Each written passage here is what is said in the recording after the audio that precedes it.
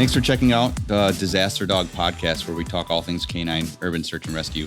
The views and expressions are opinions of the hosts and guests and do not represent those of any government agency that we work for or contract work to. We're just a couple idiots with microphones.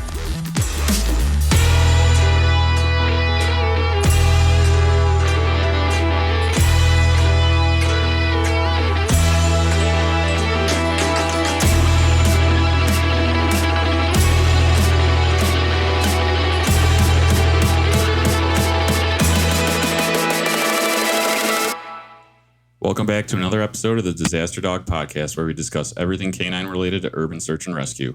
We're trying something new this week with our new in-home studio. I'm finally interviewing my co-host and teammate, Mr. Mikey Vitz of Illinois Task Force 1. Mike, welcome to Chateau El Sharif. Chateau El Sharif. Thanks for having me, and thanks for lunch.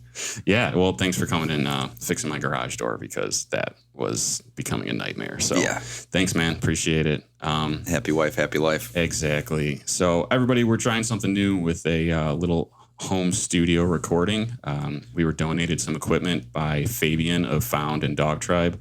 Really appreciate it. Shout out, Fabian. Absolutely. And anybody in the SoCal area, all you Southern California teams, handlers, they just opened LA Dog Tribe, and you should check it out. Check out their Instagram. They do wonders with dogs. So really appreciate Fabian and all he's done for the show. So shout out, buddy. Mike. What's up, man? I think the listeners want to know who we are. I don't know about that. It's debatable. I know. We got really lucky. We had some amazing guests, and we just, with the timing, we had to get them.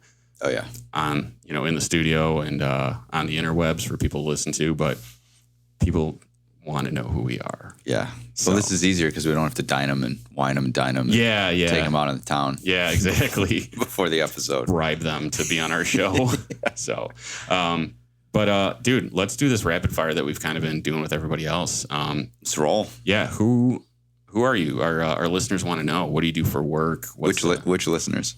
We have a lot, I think. So far, how many people have we had listen to the show? It doesn't show individual on the statistics, but it shows like how many listens, and it shows the countries, it shows the time, it shows the platform. Yeah. We're in over 30 countries. Dude. Which is super cool. Worldwide. Yeah. But the one thing that is cool is every time we drop a new episode, we go back to episode 1 and 2, and we get new listeners on that. Oh, that's awesome. Yeah, so we're getting some outreach. So that's awesome. We appreciate the community. Yeah. Listening to the podcast and just trying to do something for the community. So, but yeah. So hey, who are you? I'm Mike. Mike. Hey, buddy. What do you do for work, man? So my name is Mike Vitale. I am a lieutenant in Fire Department north of Chicago, Lincolnshire, Riverwoods. I've been there for 17 years. Promoted a couple years ago. Been a fireman for like 18 or 19 years now. There, full-time 17 years. So do that for work. In addition to, I own a garage door company. Obviously, I was over here repairing Rami's garage door earlier. So I own a garage door company my dad started in 1991. I took it over after he passed in 2012, 14, 12 or 14, I think 14. When he passed, I took over the business, and I've been running it since. I got a few guys that work for me. And then I also I have enough jobs. I work for Elevated Safety, doing teaching. So we teach rope ops, rope tech, confined space ops, confined space tech. We do rope work, rope access, difficult access jobs, all sorts of cool stuff. So that's what I do for work. And then obviously I train dogs recreationally. So I am the Canine Coordinator for Illinois Task Force 1. Thank you for your service. Oh, thanks, buddy. I've been doing that for the last almost 2 years. Took it over from Mike McDivitt when he kind of stepped back from the team. So I've been the Canine Coordinator for a couple years. Been on Task Force 1 since 2017-ish, late 2000, or maybe 2018. Yeah, I think it was March 2018 where myself, Mike, Todd, and John all got on at the same time. So fireman, garage door guy, rope access Rope tech, guy, dog guy. Yeah. Typical fireman. Yeah. Like 17 side jobs. Yeah. You know. Always looking for more. Right? Yeah, exactly. Got to stay busy, right? Plate's never full. Yeah. No. Okay, cool. So when you got on the team in 2018, the four of you, that was kind of a change in Illinois, right? Like, oh yeah. That was before I got on. We were the start of the change. Yeah. So I guess we could get into that dynamic real quick before I finish this rapid fire. But before, Illinois was a mix of civilians and firefighters. And then the old coordinator previous to Mike, things weren't really working out. You guys were kind of like the new blood. Yeah. Like, and, you know, you were the original four when I got there. I came in, you know, right after the changing of the guard. So I saw the tail end of it. But I think it was super cool that you had a group of four of you, that it wasn't just one handler, you know, learning. You had a whole group. Oh, no, yeah. The four of us we all came up together. We all literally learned on the fly together. Yeah. Kind of how this worked. So we all came in basically, I believe it was March 2018. Okay. Within like a couple weeks or like a month or two of each other. The guy that was running it at the time, Scott Pearson from Des Plaines Fire Department, he was my best friend's lieutenant. And I had a dog, my first dog, and she had to be about 1 at the time. And she had been terrorizing my house. Okay. To the point of like, she was ripping trim off the walls.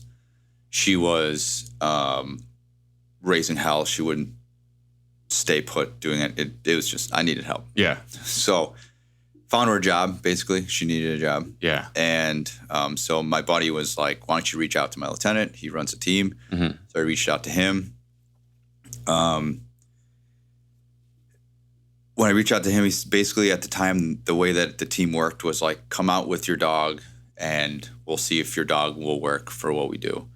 At the time, the team was, going back to what you're saying about half civilian, it was mostly civilian. And I think Scott was the only fire department personnel on the USAR team for Canine at the time. Okay. So he'd been on for a long time. There was a few other, like Jeff on our team. He's a fireman, but he's a part-time or volunteer up in Milwaukee. So not full-time fire department people. So it was all, I think there was like a vet tech. There was a couple other retired women that were running dogs. There was a couple other people. Was there an attorney on the team? Yeah, there was an attorney. There was, like I said, a vet tech, an attorney, a few other people. I really didn't meet. I think I met each one of them maybe once or twice. Because they were like literally phasing out as you guys were phasing in. Yes. Okay. So they were still around kind of. They only came for like the monthly or like the annuals. So I think I met them like once or twice. Okay. So when the four of us got on the team, it was all civilians, one fireman. We all kind of were we were very green in what the space was, what dog training was, what USAR was. Like, we had no idea what the hell we were doing. So we basically were just learning on the fly. And I had been already training with a trainer out of Vernon Hills, Jeff Hackinson, who introduced me to trailing. So before the USAR team, he introduced me to tracking and trailing. I went to him for guidance on how to like stop my dog from ripping the trim off the walls or eating the ottoman or jumping over everything to get out of wherever I was trying to confine her. And he was like, your dog's got a lot of drive, a lot of potential for work. And at the time, Jeff was training with, he was a GA Canine tracking, trailing handler and trainer. And he was training with like MARSOC units out in Georgia and like doing a lot of tracking and trailing. So he got me into the tracking and trailing. And that's when I saw that she had, I could totally make this make this work. Yeah. I assumed it was the same. Apparently it wasn't. Well, when I went to the first training, which was at NIPSTA, Okay. Scott told me our dogs they only do USAR. They don't do anything else. So you got to stop doing the tracking and trailing. And I'm like, oh, okay. So I kept doing the tracking and trailing on, of course. on Sundays. There was a group of us that went out every Sunday, as long as I was off shift, and they went out every Sunday. And a guy, Dave Paulus, out of Milwaukee area, and Jeff, myself, and a few other people, and we go out every Sunday and track, trail, the whole nine, and then I'd go back to our training every couple weeks at USAR, and I would say I did not do any sort of keep it on the down low. I wouldn't do any trailing. I didn't do anything. But Jeff Hackinson had introduced me to like dog training, what it was, and he was a graduate of NEPA PO Silver and Gold. Okay. So he was like my first mentor in dog training. So then, circling back to the group of four, I said, hey, we should all go and train with this guy on the side. So the four of us would go basically weekly to see Jeff, and he would teach us all about just the basics of dog training, like clicker training, conditioning, classic conditioning, like all the things, operant conditioning, the quadrants, how to do it, tactile touch, what's important, what's not important, all the dumb things we were doing, all the things that we could learn or how we should be doing things. And so kind of your first introduction to like real dog training that can apply to working dogs. Yes. Okay. Yeah. And Jeff had trained, he owns it's boarding and training dog style out of Vernon Hills. And obviously he sees hundreds of thousands of dogs over his tenure. So he was basically teaching us how to train dogs and kind of how to, obviously, the tracking and trailing and all the nuances of the basics of dog training. Yeah, the nuts and bolts. The nuts and bolts. Yeah. So we would bring that back to our USAR training, which was every other week or whenever we can all get together on Tuesdays. And Scott was beginning to see that we were doing things way different than he was. And we were having really good success. Like we were focused. Like I think the first time I brought a clicker out and dog food, he was like, "What are you doing?" It's like, which we bring out every single training, right? And like something simple as like a clicker and food. He was like, "That's not how we do this." Okay. He was old school. This is the way we've done it. This is how we've always done it, and this is what works to train these dogs. And actually, he had gotten a new dog from the same breeder, the same litter that Mike had got his dog from. So Mike's dog and Scott's dog were siblings.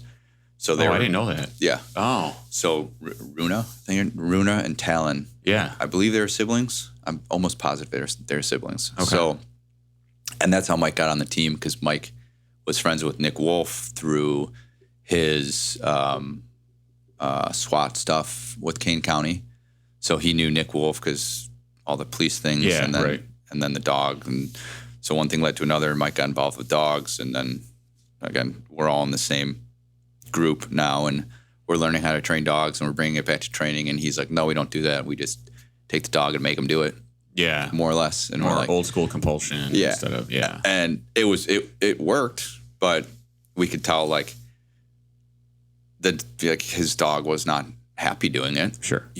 Whereas I'm trying to be exciting and like make it fun and have our dogs like excited to do the work. So it took a few months, but after him seeing us training and having like success with whether it was directionals or like, bark barrels or like agility or just rubble stuff, like we were having success, and we were doing it not solely, but mostly with a clicker and food. And one day he showed up with a clicker and food and we were like, whoa, be the change you want to see. Yeah. So we made that change, introduced some things. He was very receptive once he's like, sure, whatever you got to do to get the job done. And then we had an ORE or a MOBEX or something, and our team lead or our ops chief at the time saw like the difference in basically the four of us coming up, and then everybody that was also on the team that is not in our group before. Mm-hmm. And he saw like these guys have something special, and they're putting in the work. They want this team to be good, and he made the change. Gotcha. Like right after the MOBEX, we came back literally at the debrief, and he's like, "You're out, you're in." Okay. And then that was when we kind of took over the team. So just a swift executive decision, and then that's when McDivitt got put in. Yeah. Okay.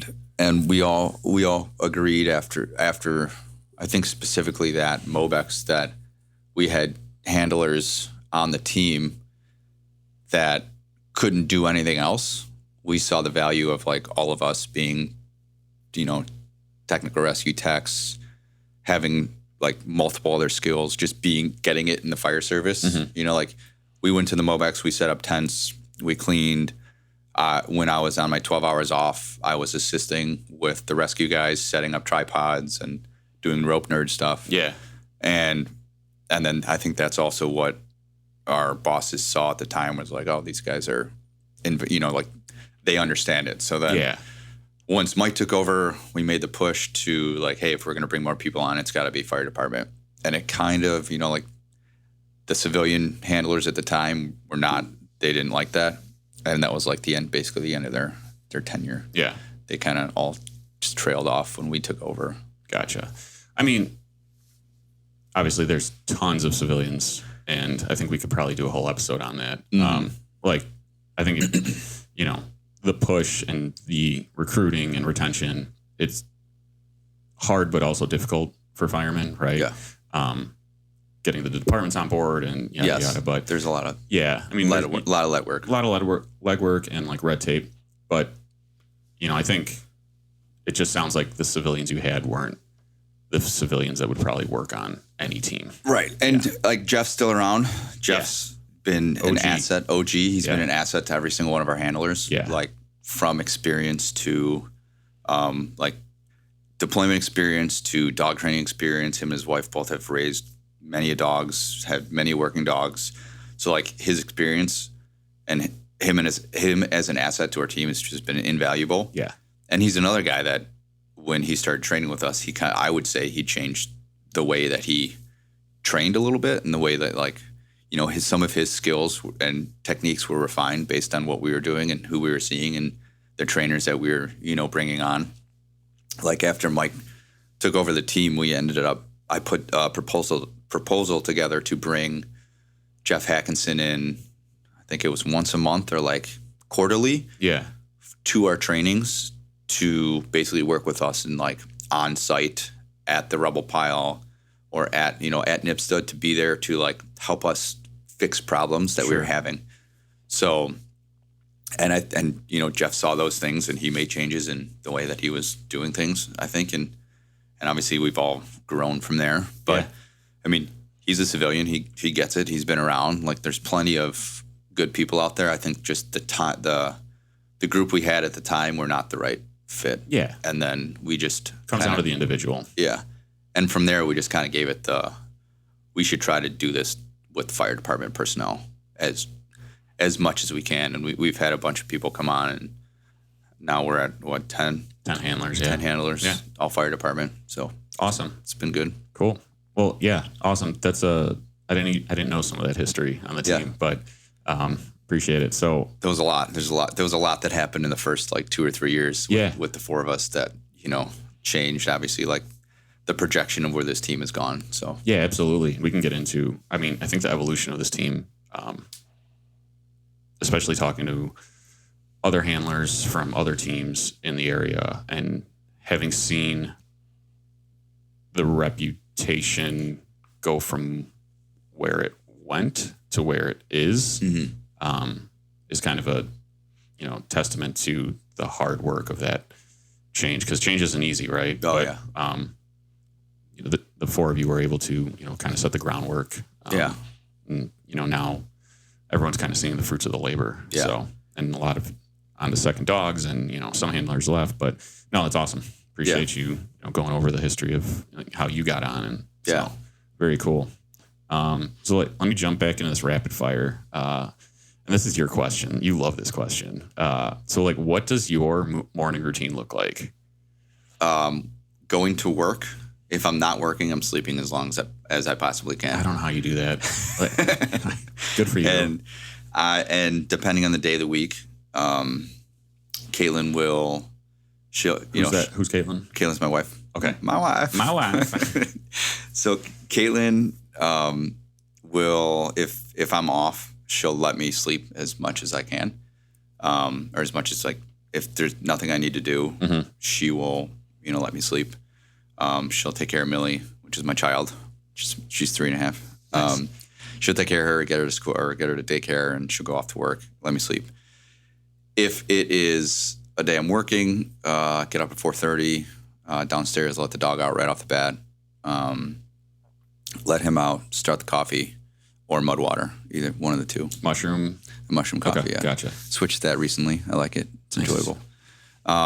So start that, let the dog out, feed the dog, pack my bags for work, kiss the fam, and off I go. Training mornings, basically the same. Depending on what time I get up, it's always dog goes out, coffee or mud water gets made, dog comes in, dog eats, and then I go about what I have to do for the day.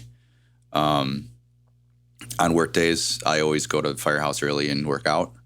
It's kind of sets me up mentally for work for the day. So whether I actually work out or I just go and run or I do yoga or whatever I do, I always get there early. I always take an hour to do some sort of fitness or stretching or whatever I want to do for the day. But that's the constant every time. And I've been trying, depending on what station I'm at, we have a treadmill and an assault runner right next to each other.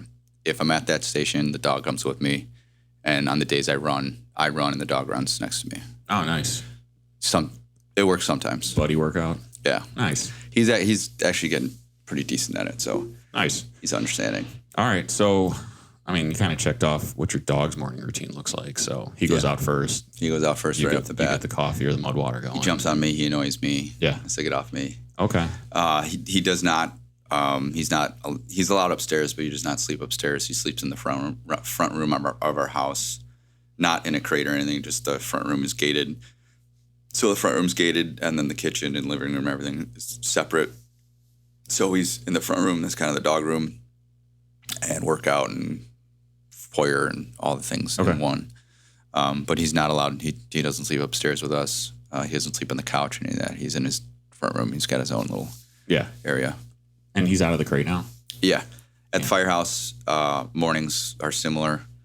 Now that I'm a boss, I sleep in to whenever I want. Do you really? Yeah. You got to set the tone for everybody. The tone is you can sleep in. That is the tone. My guys are up at 6. No. That was so one of my lieutenants when I was younger would set an alarm at 6. He would be up before then, but he'd set it in the room and just leave it going, like loud and obnoxious. And we'd literally get up, walk into the kitchen, grab coffee or whatever, and then just walk into the chairs and sit down and do nothing. So what's the purpose of waking up at 6 a.m. just to move from the bed to the chairs?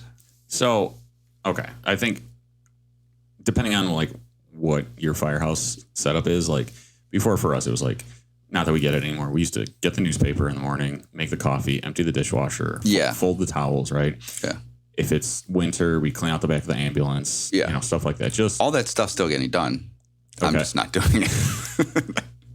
I literally my guys can 6:30 is be up by 6:30 so all those things can get done. So I don't know. So depending on what house I'm at, depending on the manpower, people are in and out of the bunk room. Yeah. The oncoming shift, because that's where their bedding is, or we have a lot of guys floating, so some guy comes in to get his bedding, or So you usually get woken up anyways? I mean, we're up, right? Yeah. Like if it's a bad night, like 6:15, 6:30, like, but I mean, you know, or we're up shoveling, you know, just get the firehouse ready for the, you know, my whole thing is I don't want anyone to complain about my company. Yeah. You know, the guys that follow me. Yeah. So I just make sure that I'm pretty, like I'm up at 6 and then so all the stuff, like all the things that need to be done for the morning, I typically try to get done at night. Yeah. Before bed. Okay. Like this morning, I woke up at 6:45. Wow, I was on a call at 6:45. And shift changes at 7. Yeah. And the guys that relieve me were sitting in the chairs hanging out and nice. What's going on? Go sign the drugs and everything's good. Got it. It's all good. All right, last one for the rapid fire. It hasn't been rapid at all. No. If you could time travel, what era would you travel to? That's a tough one. I think about it a lot. I would probably say probably like the 60s. Like the music was just incredible. 60s, yeah. Yeah, music was incredible. People's, like, you know, people were free, if you will. Like they just didn't have, you know, like the attachments we have today of social media and like the grind. The grind was not the same. It was. Well, I mean, you're getting into a whole bunch of topics like economics and like right and like the family thing was different. Like you were more focused on family stuff. Sure. But, you know, better community type. You know, your neighborhoods. You knew everybody. Yeah. Like you could rely on your neighbors for like anything. Just a better sense of community. I think the biggest thing is just like the music that came out of the 60s and like I'd say early 70s, mid 60s, early 70s, probably some of the best music of all time, hands down. It's just incredible. Second to that, I would say probably like hair metals, like late 70s, early 80s, because those dudes partied. And I would probably get down with them too. Yeah. Yeah. That seems like a fun era. Yeah. And I think thinking of this question, it's always gone back to music. Okay. What music was coming out? Who were the bands? Sure. And like what was the genres that were out? And you know, at the time you didn't know that like these musicians and these bands would be what they are today, but they were making powerful music and like Woodstock and Jimi Hendrix and Zeppelin and like Creedence Clearwater, like just huge classics. Absolute classics. Yeah. So, and that's my pick. To me, like music isn't timeless, right? But a lot from that era is. Oh, 1,000%. Like CCR is a timeless band, dude. Incredible. You know, Fogerty, absolute genius. So we're on the same page with that one. Yeah, but awesome. Just music and those timeline or those times were just different. Yeah, you know, like albums came out, vinyl was in. You know, you'd have studio sessions with these bands in these like just incredible studios with incredible producers, and you actually had to like make music. You couldn't just like hit a button auto tune. Yeah, auto tune. And actually, you'd have engineers that were actually working a console, like dropping different layers of tape. Yeah. And now it's just like not that music is bad it's just different. It's just different. It's just different. Right. I would love to live in that time to experience that. Outside of work and your 12 jobs, family, any hobbies? I got tons of those too. What kind of hobbies you got, Mike? So, as I said, I have a wife, Caitlin, and a kid, Millie. I try to focus on them outside of work and outside of all those things as much as I can. I've definitely learned over the last few years, and I think definitely having kids later in life was a good idea. And being able to like focus more on them, separating work and all these and all those things, and spending more time with them would be probably priority now, or is priority now. Other hobbies: I snowboard, I surf. I have a surf boat. Sick. So I do that a lot, as much as I can. I used to play music, listen to a lot of music. I have multiple hobbies that have turned to jobs. Yeah. So the dog stuff. I've turned to a job. The rope stuff. I compete with a group of friends from around the country. We do rope competitions this year. We're going to Belgium for Grimp Day. Last year, huge accomplishment, dude. That's awesome. It's only American team going this year, right? There's a North American team or Canadian team. Okay. One of our buddies, Mike, is on that team. The A team.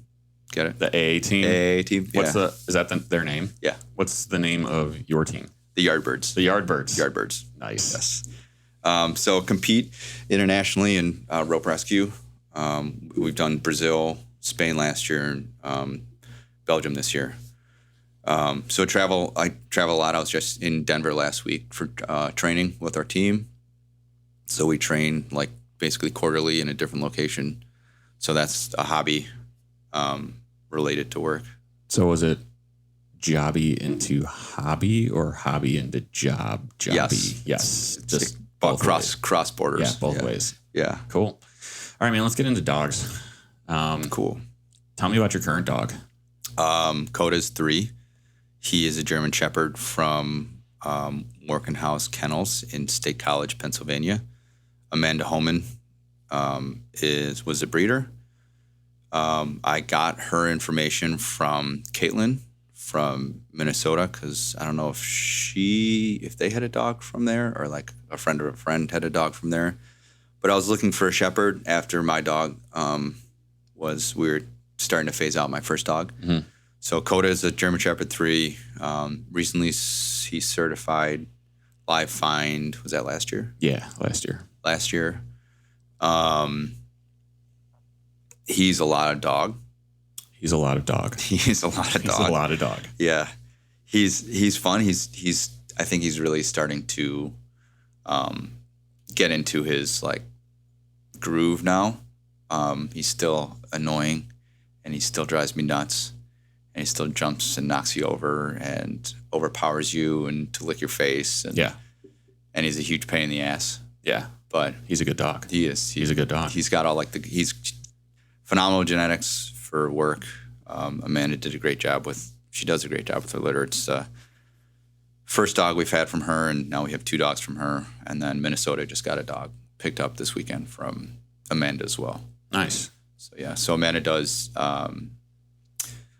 What does she do? IGP. IGP. That's it. IGP. She's like international, or was. I don't know if she does international competitions anymore, but was an international competitor, champion, the whole 9. Coda's parents both IGP dogs. Okay. IGP 3s. I think on both. I think Edith maybe a 2, if not a 3 by now. Still. Nick's a 3. Big, powerful dogs. Yeah.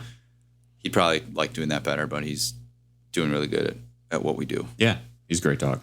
Yeah. He's fun to watch, fun to work with. Yeah, he's absolutely like people say dogs have no self-preservation. He has less than any self-preservation. He will huck himself off like a 16 or 18-foot ledge, like without hesitation. And we all hold our breath. Yeah, every time. Yeah, and he'll jump over gaps in rubble that like you wouldn't even think a dog would be able to do it, but he somehow, for some reason, does it. He's fun, man. He's being able to watch him grow since he was a puppy and watching you guys grow together and we had a lot of conflict. Sure. And still have some conflict. Okay. But a lot of the conflict came from I got him very quickly after my previous dog passed away. Mm-hmm.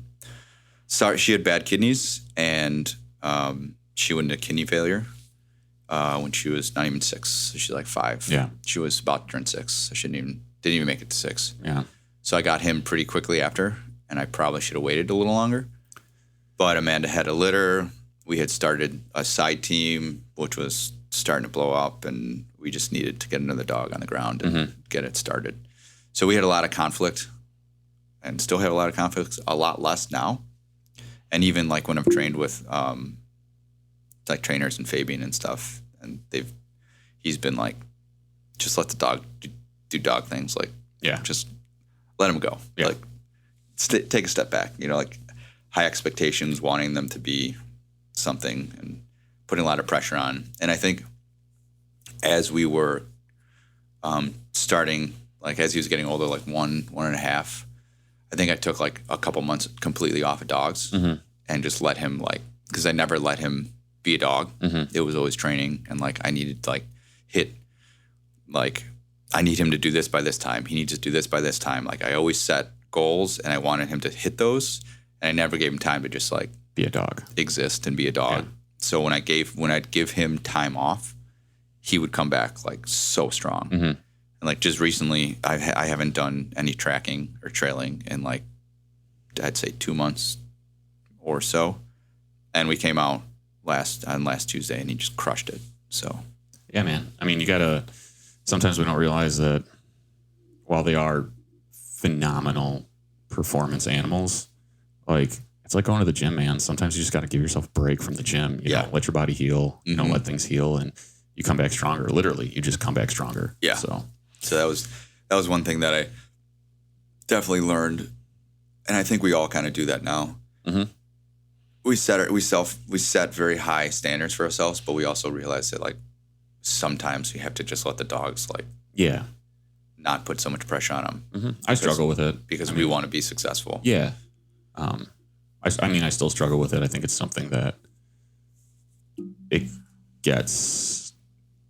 you get more self-aware as you progress as a handler and you get more experience. But I think it's something that, you know, because the dogs have a finite working life, right? And we want them to be able to, you know, we want them to certify within 2 years, and we want to be able to push out in deployments. And with the, you know, changing landscape of disaster response in this country, you know, the reality that Illinois is going to catch more work, you know, is very probable. So, it's a real you know, thing, you know, we, you know, as I get it, you know, and I'm sure a lot of handlers are listening, and they're like, yep, you know, I know what those guys are going through. So, but, no, that's cool that you guys have, you know, grown into a really awesome team. And, and he like, you get him to the training ground or like the pile or like when we're working, he is just a firecracker. And at home, he is like totally not that. Yeah. Not that he has like a great off switch, but like when he gets around my daughter, like he could do no wrong. He literally, she will be pulling his hair, pulling his ears, trying to ride him, and he's just like, he's just going with it. I mean, like every night before bed, they chase each other around the kitchen. That's fun. Like he chases her, she chases him, and like, it's great. That's adorable. Yeah, that's cool. I'll grab some video. Nice. And we could post it on the old socials, and you could see him interact with her. It's like you'll be like, this is the same dog. Yeah, I've seen that dog work. That's the same dog. Yeah, it's pretty wild. Nice. So he's good. So I like him now. This is kind of going back. You talked and touched on it a little bit, but what inspired you to get into canine? Was it kind of just you had this terror of a first dog and needed an outlet? Yeah. Yeah. Basically, yes. Okay. Well, I think like growing up, and I think a huge part of how I got into the fire service was my experiences as a kid and seeing. So like literally, like I was a kid, and like you sit in interviews and you're like, why do I want to be fireman? And it's like, well, I was a kid and I saw the fire trucks. I want to be fireman. Yeah. So like I had really good experiences at block parties. Like we had a huge block party on my block at work, or not at work, at growing up in my neighborhood, and the fire department would come every year. They would be Buffalo Grove Fire Department. Shout out to them. They literally, how they treated the kids and how they interacted with us and like what they did for our community, our little neighborhood, made me want to be a fireman. And then we'd have the cops were the same way. They'd come out, like they'd throw us in the squad car. We could sit in the squad car, hit all the buttons. Yeah. Like they were phenomenal. And then experiences of like seeing these working dogs, like the police canines as a kid. I was like, dude, that's sweet. I want to do that. Yeah. So I had this ridiculous obsession with German Shepherds. Yeah. And growing up, I had 2 dogs, not German Shepherds. They were schnoodles. Schnoodle. I don't even know what it. What is a schnoodle? It's a Schnauzer poodle. Okay. And one was like mini. One was like not standard, like small. Well, one was like 25 pounds, and the other one was like 15 pounds. Okay. So I had both small. Both small. Okay. I had schnoodles growing up, and my dad was allergic to dogs, so I always wanted dogs, and then we ended up with this thing. He was awesome. Nikki was phenomenal, and then Coco was the second one, and they're both awesome. Mm-hmm. But seeing the police dogs in the neighborhood, or like going to Buffalo Grove days and seeing like the demos of like these shepherds just like unleashing hell on these people, which at the time, like, I didn't know anything about anything. Mm-hmm. And like just seeing that was like, that is awesome. Yeah. And I'm like, I don't want to be a cop. Right. Yeah. Never wanted to, but I'd be a canine cop. Yeah. If I could. So then fast forward to getting a German Shepherd. Me and Caitlin, one of our stipulations, well, we were dating, and she had just moved back from, she had moved back from California, and we'd started dating. And I wanted a dog. I've wanted a dog forever, but our schedule we could not have, like, I can't have a dog. Yeah. You can't be the firehouse. Like, right. I had roommates and stuff, but like, I didn't want, roommates and whatnot taking care of my dog and all this. So then we were dating, and we decided we wanted to get a dog. And the stipulation when she had to move in if we got a dog. Mm-hmm. So she moved in, and now I have a kid, and we're married. So just seeing that as a kid, it made me really want to do it. And then I had the dog that destroyed every aspect of my house. Ottomans, like, legit ripped trim boards off of like multiple doors, and just raised hell. Mm-hmm. Went to a trainer. The trainer saw a lot of potential in the dog to just be a good, like, not sport, but like a pet, active pet dog. And then I figured out how to turn the hobby into a job. Nice. By approaching the right guy running the team. Cool. Now I run the team. So the next question was childhood experience, and that's schnoodles. Schnoodles. Okay. Schnoodles. I remember we went to, I don't know if it was the first dog or the second dog. We went to like one of like the group puppy training classes. Yeah. Yeah. I don't remember where it was, but I remember that. They're terrible. It was what it was. Yeah. And then I did with Irie, I did the same thing, and it was actually right down the street from my firehouse. So, and it was like a puppy class, and it was like every Wednesday or whatever it was. So if I was on duty, my lieutenant would let me go. Like, me and him would go. I was driving. Me and him would go to the puppy class. Nice. And I'd do the puppy thing, and he'd just sit there, or he'd also participate That's awesome. in the puppy class down the street from our firehouse. Nice. Which was cool. Awesome. So you're 2 dogs in. You're the coordinator of Illinois, been on the team for 8 years, something like that. And now here we are.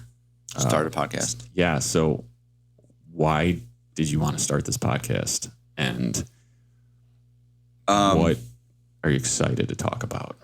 So I think one of the biggest reasons that me and you just we would call each other like nonstop, leaving training, going to training, and it's like the same with a bunch of guys on the team. Like, I talk with everybody as much as I can. I talk with Todd a lot. I talk with you a lot. When McDivitt was on the team, I talked with him a lot. John, I talked with him tons. So we were always talking about training, and we were always talking about like, oh, did you see this dog podcast? It had, so and so on. That's a USAR handler. Like, you got to listen to it. Yeah. And like, it was like few and far between for the USAR handlers to be on these podcasts. And then I don't know if it was you or me that like, we should start a podcast. I think I said it one day. Yeah. I think we were like sitting at the picnic table at training. I was like, hey. Yeah. Like, we should start a podcast. Yeah. And you're like, what? But once we start talking about it, it's like we always talk about in the fire service, like, you need to leave it better for the next guy, right? You need to like do something in your career that like, not do something, but you just need to make sure that like you're leaving it better than you found it. And I think like our generation is really trying to do that, but struggling at our jobs because just the dynamic of the fire service and retention and recruitment and just like a lot of that nonsense going on. So I thought this would be a really good way to leave USAR better and the canine world better and bring handlers in that may not have, like not really a voice, but that people may not know about them or who they are or what they do or how significant they are somewhere that, for some program, but somebody hasn't heard of them. So I thought it's a really good way to give back to the community. Yeah. Hopefully bring us all together and not apart. Yeah. Because Canine, and I see it when we train. I train with a lot of police, train with all of our fire department, train with teams from all over the world. There's a lot of cutthroat, a lot of negativity in the canine world. Obviously, a lot of positivity. Not just USAR, just dogs. Dogs. Yes, dogs. That's what I'm saying. Yeah. So if we can bring something to the community that kind of like brings us all together and like sees that we all have the same struggles and the same, problems or not problems, or like how to fix things, or, oh, this guy did it, I can do this, or where to source dogs, or like just I think there's a lot of good things that can come out of the podcast. And I mean, as much as we joke and dream about getting the Spotify contract for like $85 million. Yeah. I don't think that right now we're negative 1,000. Yeah, right. This all comes out of our pocket to make work. I think it's just a really good way to give back to the community. And like I will for sure say that the most rewarding part of my fire service career has been the dogs, hands down. Like I love the fire department. I love what it's given to me, but this has given me even more. And to be able to give back and like hear other people's stories, I think it's important. Do something for the community, meet new people, bring people together. Yeah. And I like what I'm looking forward to. I think the conversations that we have with the people we're interviewing before at dinner is awesome. Yeah. And then like you make a friendship, and hopefully like down the line you continue to keep those people in your corner, in your pocket if you need some. Like just the 3 people we've interviewed so far, like that never, like I knew Ryan, I didn't know John, I know Macy, like I don't. Yeah. And now I know their story and have their history, and I can reach out and be like, hey, what do you think about this? Right. At any time. Yeah. So I think it's pretty good networking, good resources. Oh, yeah. And I think also like one of the topics, so I'm really excited about Talk to Down the Road, is I think it's so intimidating trying to get in to USAR, and people don't know how. Yeah. And like being able to be like, well, this is what goes into the dog, or, this is what we did when we were selecting puppies, and this is how we raised puppies. Like there's just so much, because I didn't know any of this. Right. I didn't know anything. I still don't know anything. Well, yeah, right. But like, how you raise a, USAR dog is different than how you raise a pet dog, and how you raise a shepherd is different than how you raise a lab. Yeah. Right. How you raise any dog is different from the last one you did. So I just, some of these topics that we'll get into down the road, I think are exciting for me, because we don't have Yahoo forums anymore. Yeah, and there's very small, very very few USAR Facebook groups, and there's just not a lot of dynamic and conversation on there. There's some, but I think there could be more, right? Yeah. And so if we could just bring every tribe together to voice opinions and what's worked and what hasn't and stuff like that. So I'm super excited for that. But nice. So on this journey that you've had with 2 dogs now, what have you found most exciting and most challenging?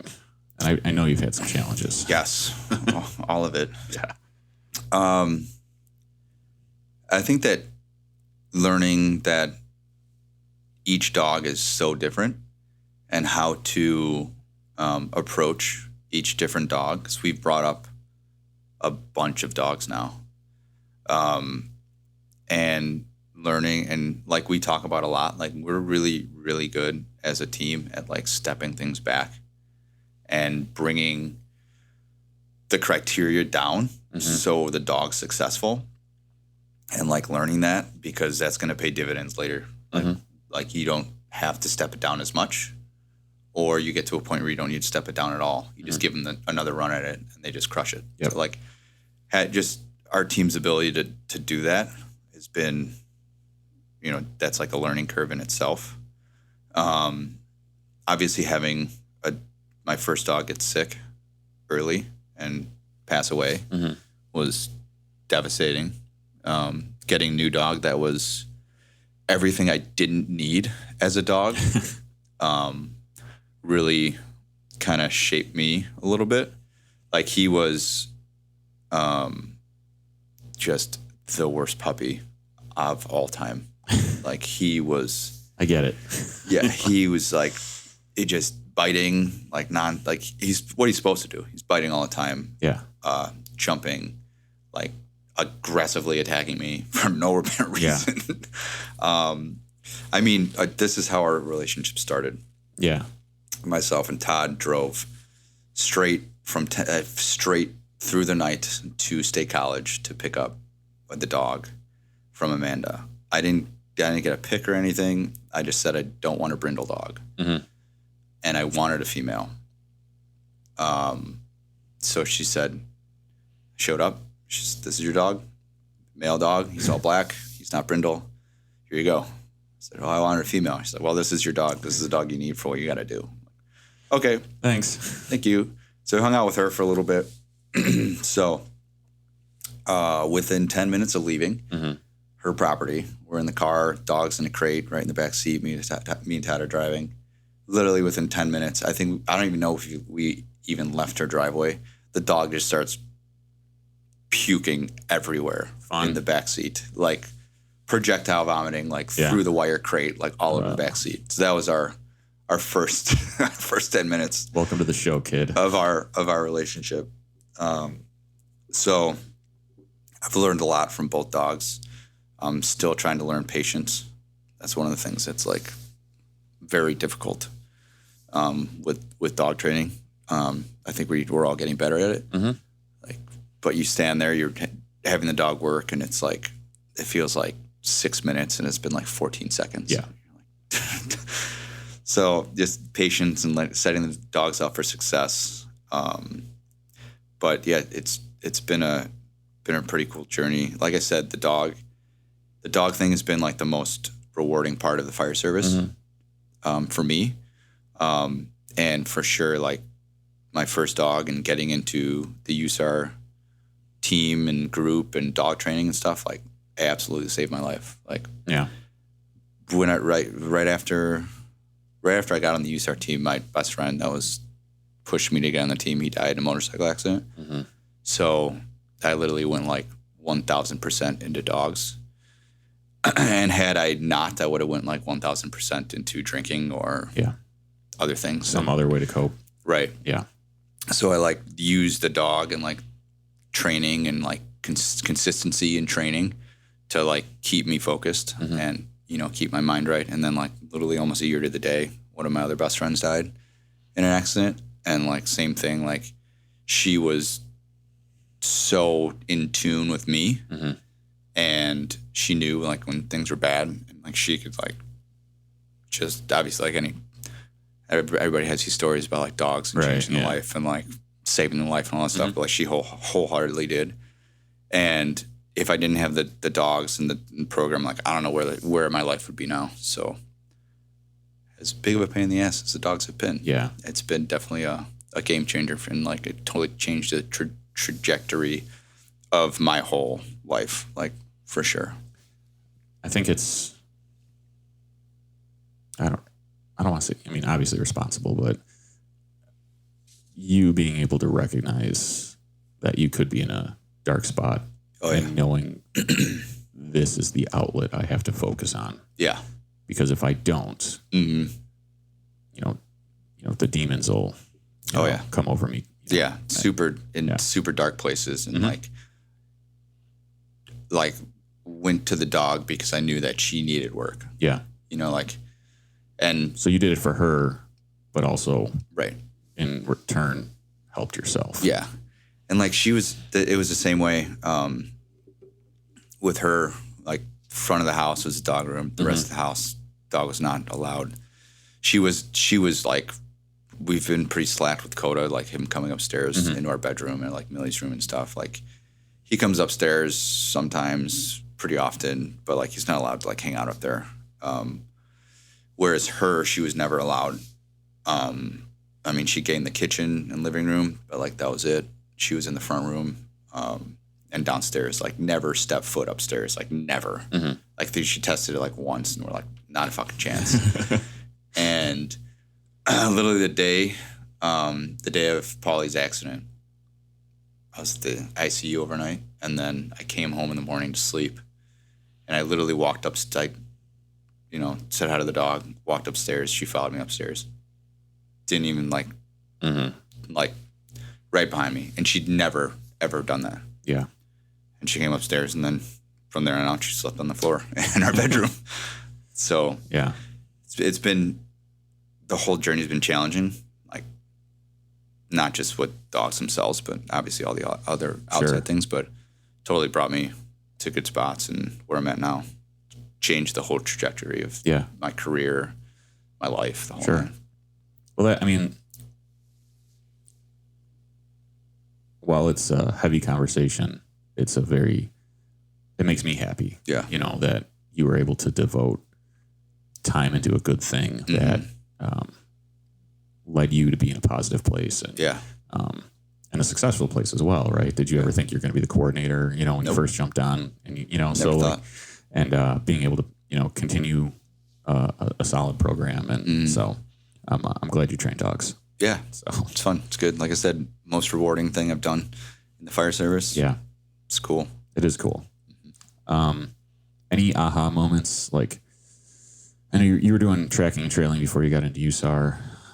But specifically to USAR, when were you like, okay, we're on the right path? And whether that was early on or a bark barrel or like a 2-person or something, like what did you see that you're just like, okay, we're not there yet, but I know we're on the right path? I think when I said, like, as I brought up earlier, when our coordinator at the time showed up with a clicker and a dog or a treat pouch, we were just like, whoa. The proof is in the pudding. For somebody else is mimicking, you know. Yeah, and he'd been doing it for, I don't know, I think he was probably on his 2nd or 3rd dog. Okay. So like he had 2 or 3 dogs under his belt that within a month or 2 of us showing up and starting to train, or a couple months, whatever it was, he changed his tune, like from 20 years of previous. Yeah, and that was huge aha, like, oh, so we're doing something right. What do you got there? Yeah, right. So that was a big aha moment.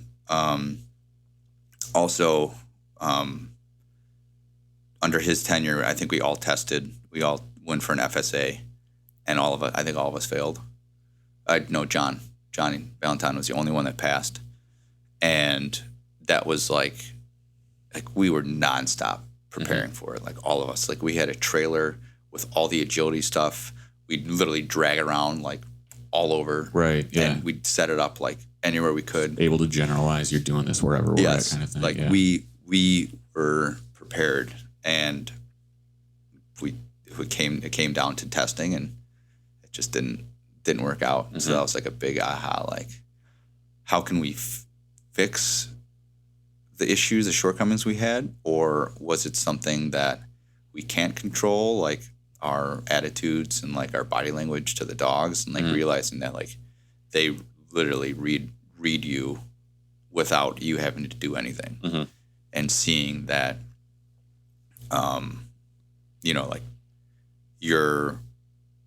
how you are acting is the direct reflection of how the dog's going to be performing. And also like, I think and just us as a team, one of like just big aha moments is when we bring in SDF for our annual, or I think it's going to be 3 or 4 certifications. We've done 4. 4.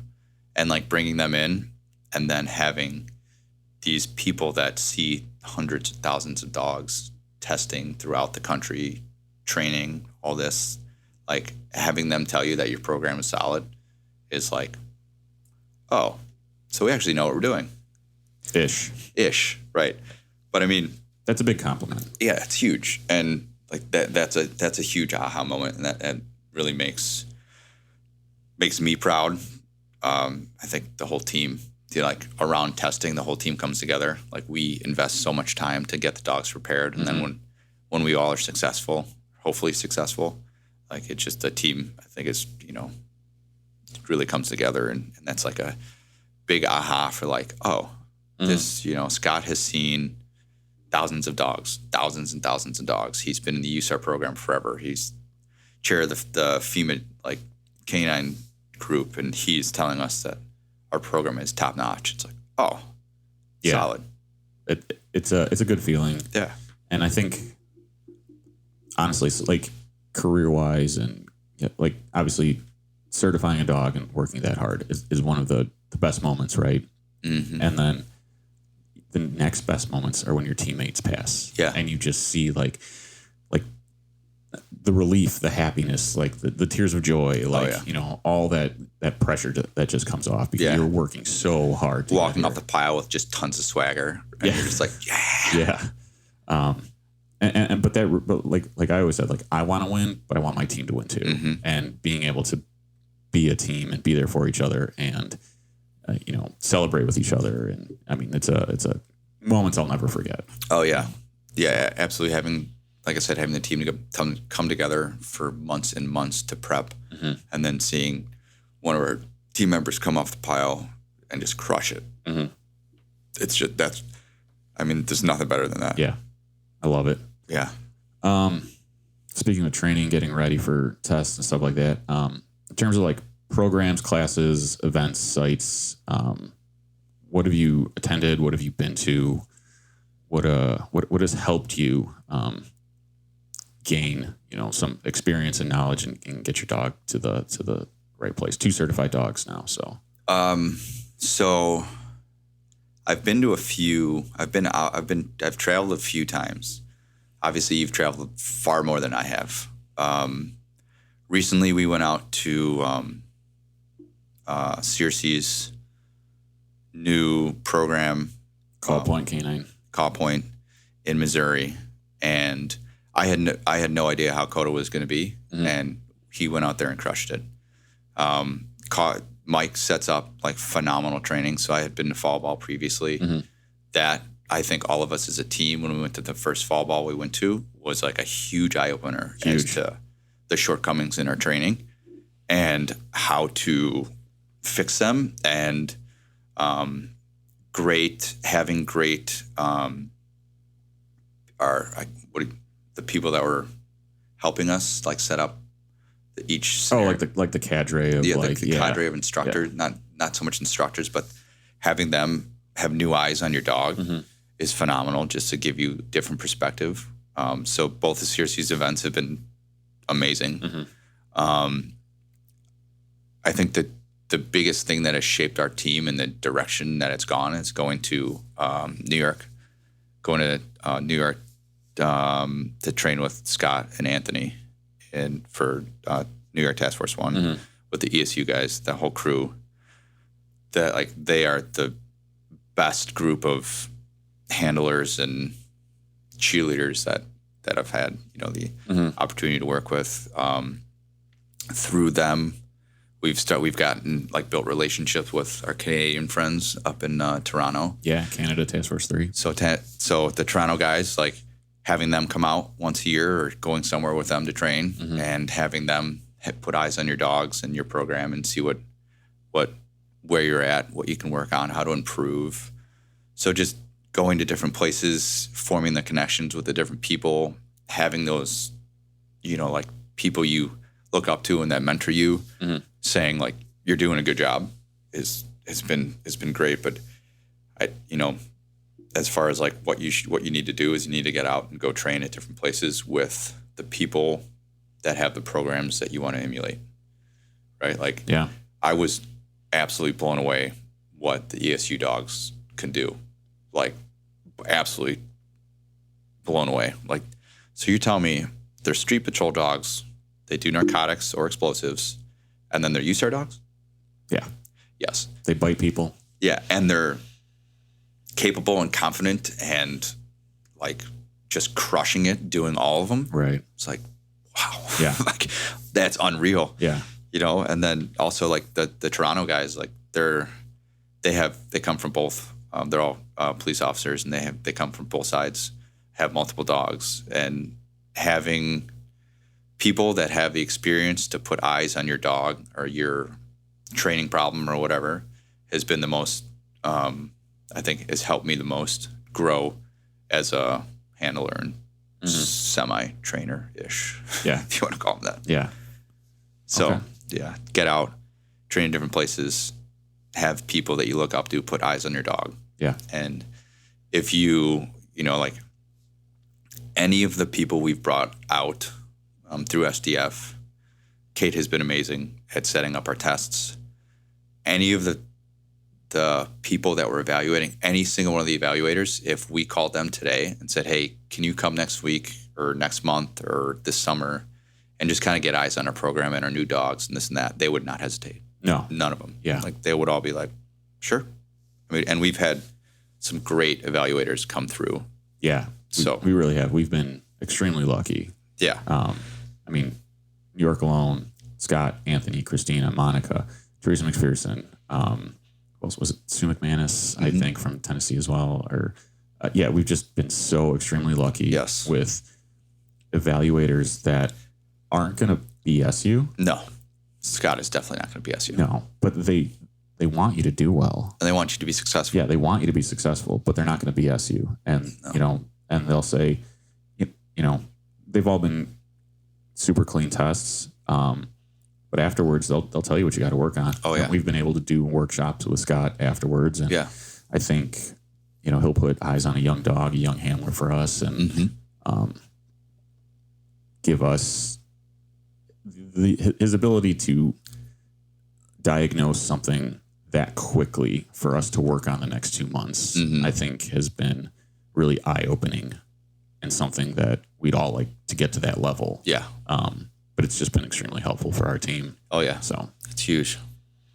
Awesome. So fall ball and then New York. Yeah. And I'm pretty sure, and obviously like if you reach out to anybody in the community and be like, can I come train with your team? Like anybody. Yeah. They'll be like, yeah, sure. Like these are the days we train. Like you want to go to Colorado, reach out to this person. You want to go to Florida, reach out to this person. I think anybody, I'd say almost anybody, would be like, yeah, come down, bring your team, bring your crew. Like, yeah. And like going, and that's where we met Ryan, the first trip down to Mustatatuk for the Friends of Indiana. Yeah, Friends. Yeah, the first time. That was a good event. Oh, man, that was a blast. Like, we had so much fun. Got a lot of good dog training, saw a lot of good dogs, saw a lot of bad dogs, saw things we wanted to do, things we didn't want to do. Yeah. Made a lot of good friends. Yeah. Like Ryan, I think he was another person that really like helped us grow and helped us like kind of grow our program and like learn the ins and outs of. And like, I think it was cool because like he was originally from Chicago, right? Yeah. But like he didn't know us, right? Right. And then and because we showed up as like Illinois handlers, and he had a whole different version of the Illinois team, right? And then we showed up, and do you remember that breakfast, the first breakfast? Yeah, it was incredible. So everyone listening, we got into Mustatatuk super late one night, and if you've ever been in the neighborhood around it, it's not very inviting. So it's about midnight. Deanna was not pleased at our late arrival, but thank you for Deanna for checking us in and being kind. Yeah. We're sorry we kept you up late that first year, but long ride, lots of traffic. We started having a couple adult beverages, and so the next morning breakfast was 6:30 to 8. Yeah, and we're like, well, cool, we'll just go at 7:40. Well, this was kind of like our first big event. And so Mike, myself, and Nick Felber, Waffles handler, we walked into the chow hall in like T-shirts, gym shorts, flip-flops, backwards hat. And everyone is like boots laced, polished, pants tucked into their boots, ready to hut on the piles. And they like, it's like the record stopped. We walked in and everybody stopped talking. Everyone stopped talking. Just looked at us. We're like, hey, all of us covered in tattoos. Yeah, Illinois has a template. A lot of us have sleeve tattoos and covered. Covered in tattoos. And so it was just I will never forget that moment. But we were able to make some really, really good friends. That was a great event. We'd gone multiple years to that as well, And again, just the networking aspect of going out to these events is huge. I still talk to handlers from that first event. Oh yeah. It's, being out there, and yeah, it was awesome. Yeah. And like, that was like, what was that? 20. That was 21. That was 21. June of 21. Yeah. And I mean, like, we had a trailer at the time. We kicked the trailer out. Like, we had kicked the awning out, got tiki torches, some fake grass. Yep. Set up a bar. Like, we were popular. Yeah. Well, and at the time, we didn't know what to expect. And we just full send. Yeah. Make friends with booze. Yeah. So, awesome, man. Those are some fun memories and fun classes that we've been able to attend. And what outside of, like, what are you doing personally, professionally? Are you any goals you're working on? I mean, lieutenant, a couple of years on the fire department. Obviously, you're competing internationally with ropes. Canine Coordinator for Illinois. Anything else you're working on or want to get into, or kind of some goals that you set for yourself? So as far as the fire service, I think I've met the goals. I don't really see myself ever wanting to promote past lieutenant. I don't want to be off the rig. I don't want to be in a car. I don't want to be chief officer. I want to ride a rig, go on calls. So I see my career staying where it's at, and that's loving it. That's great. That's great. So I don't really feel like pursuing any of the other stuff that goes along with that. Outside of that, like I said, spending as much time with family as possible. Going on vacation as much as possible. Retiring as soon as possible from the fire department. Looking at, I mean, I'm pretty young. I'm about to turn 40. I don't see myself being in the fire service anytime past 25 years on, and that'll bring me to like 47, 48. So that'd be the max. Early. That'd be the max I would put in the fire service to leave within the next 8 years. Do something else, whether it be dog related or whatever related, but just do something so I don't have to wake up in the middle of the night. Yeah. And outside the fire service and outside, not like fully outside of the fire service, but like, cause I could obviously see myself continuing this. Yeah. Fire service adjacent. Yeah. Adjunct. So figuring out what I want to do next as far as like a career or like how to make money outside of this or outside of that W-2 job. And something that I've been working on for probably like the last year that we haven't focused as much time as I want to is developing the handler program with Fabian. Yeah. And so Fabian from Found he's like absolutely such an asset. And through Dog Tribe, they've started like an education program for like an adult learning type of training apprenticeship, more or less.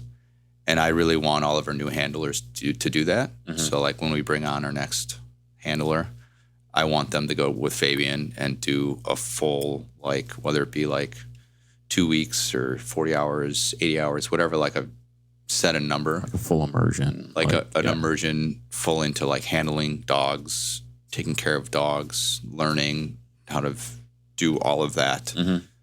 The training, like the full gamut. So I've been working with him to kind of develop a program, and that I want to open up to other USAR handlers. Like, hey, we're developing this program. You could send your person here for a week and get like a crash course into handling. So I feel like the police departments, they send you to an 8-week course to handle dogs, right? Like you get the full thing on how to handle dogs and how that looks like, what that does, like all that stuff. We don't have that. It's just on the job, essentially. So I think developing something that we can grow into like a handler course. Sure. So like, and we've been talking about this for years. We have, and we have the outline and the logistics of it and what it's going to look like finished. That's the the mystery. Yeah. So as far as dogs, I think that's definitely one of my goals. I gotta get CODA certified in trailing. That's the goal for this summer. Really put some time and effort into that. Hopefully by the time I turn 40 in a month, I'll buy my first rental property, and then Nice. And then other than that, just keep podcasting, hanging out. Hopefully we'll be successful in Belgium at Grimp Day. That'd be great, man. That would be really sweet. And just kind of keep chugging along. Nice. Yeah. As far as goals, I don't know. We'll see how they go. Yeah. Final one, man. What advice would you give yourself if you were just getting into canine?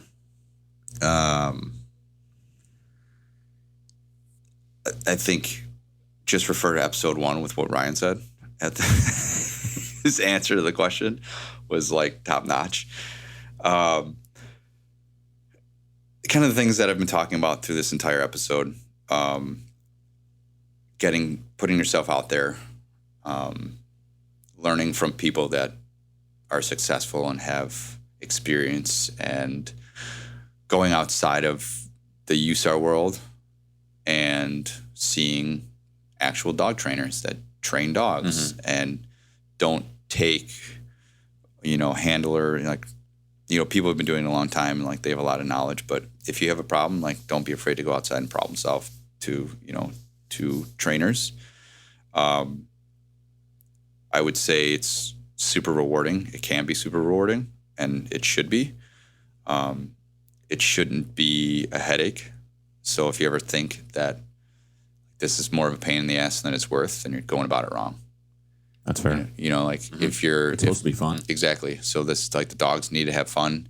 You should have fun doing it. So if it's becoming, like, stressful or, like, a pain in the ass or, like, a burden to your time, to your schedule, you need to look at whether it's, I need to take 5, I need to take a couple weeks off, or, whatever you need to do, but to refocus yourself. But if you get, like I said in the beginning, I took a couple months off, and it was absolutely amazing for our progress as a team. So definitely get into it if you're interested. Shadow some people for a while before you get a dog.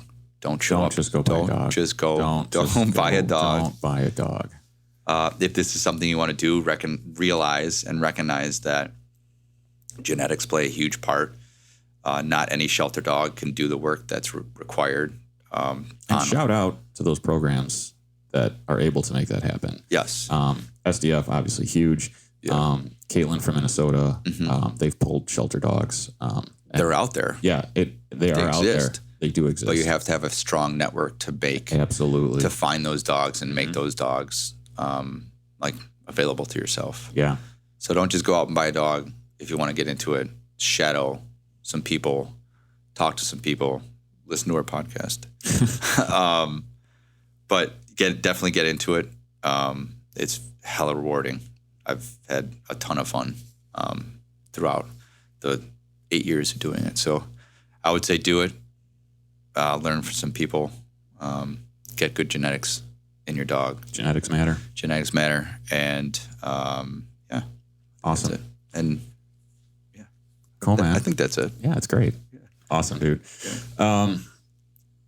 Well, hey, that wraps it up for episode 4 of Disaster Dog Podcast. First off, shout out to anybody that has supported the show, liked, shared, rated it, commented. You need to all like it and share it. Yeah, please. I think the most important thing, especially like I was talking about building the community and like making this something special and bringing us all, closer together, is having good community, having good communication. Awareness. And like look at the Tim's, what's his program called that he just put together? HD Search Dogs. NorCal. Like, look what he's doing out there. They just had 105 dog teams from all over the country. Like that is what we should all be striving for, is to be part of a community like that. Yeah. So, and then for those of you that have bought or purchased our koozie sticker pack, thank you. Oh yeah. Everything that we make goes right back into the podcast. Next, we're going to be trying to get some merch and hoodies, hats, training shirts, stuff like that. So everybody that has, and shout out to the rescue guys on Illinois Task Force 1. Oh yeah, they bought the shit out of our stuff. Yeah, they dumped out, they dusted off their wallets hard for the boys. Shout out to rescue. Yeah, that's it. Thanks for tuning in. Another episode of the Disaster Dog Podcast.